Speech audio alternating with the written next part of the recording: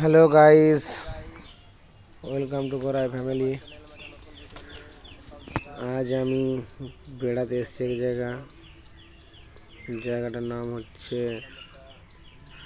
নডি। ঠিক আছে, এখানে এসেছিলাম বেড়াতে বেড়াতে এসে বাগান বাড়ি, যাকে বলে বাগান বাড়ি। এই দেখো, এটা আমাদের শ্বশুর বাড়ির বাগান বাড়ি। ঠিক আছে, একটা ডোবা আছে, জল নেই,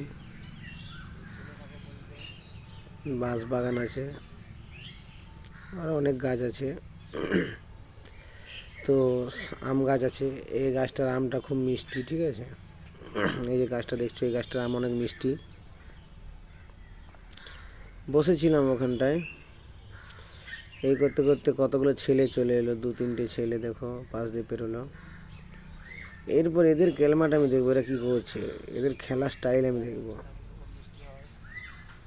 এরা গাছে উঠে খেলবে, গাছের ডাল ভেঙে খেলবে, এগুলো আমার দেখতে খুবই ভালো লাগছিলো। আমি ভিডিও বানালাম আপনাদেরকে দেখাবো বলে। এই যে দেখুন,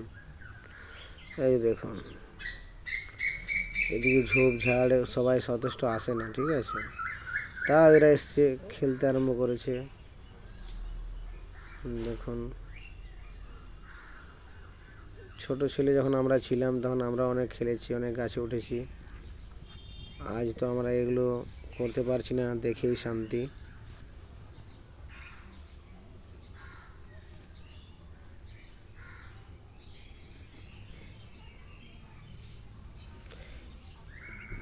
এই আম গাছটার আমগুলো প্রচুর মিষ্টি, সবাই আসে এই আম গাছটার জন্য। ঠিক আছে, আম গাছের আমগুলো একটা হলেও কাঁচাতেই অনেক মিষ্টি, যার জন্য এরা আসে। ঠিক আছে, তারপর খেলার জায়গা রয়েছে, এই যে নামলো।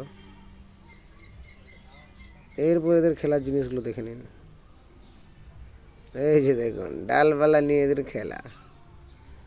হ্যাঁ, এরা এতেই খুশি, আমি তো দেখেই অবাক। মানুষ কত কিছু চায়, কিন্তু এদের অত চাহিদা নাই।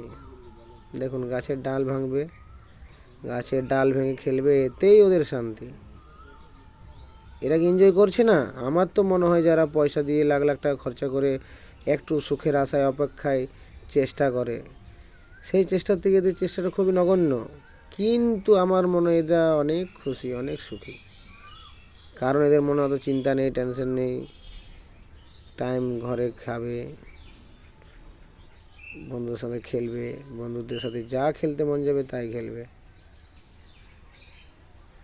কখনো ক্রিকেট, কখনো ফুটবল, কখনো গুলি ডান্ডা, এইসব খেলা এদের কাজ। এদের এই খেলে এখন জীবন, এখন এরা বুঝবে না, পরে বুঝবে এদের জীবনটা কত বড়। যাই হোক,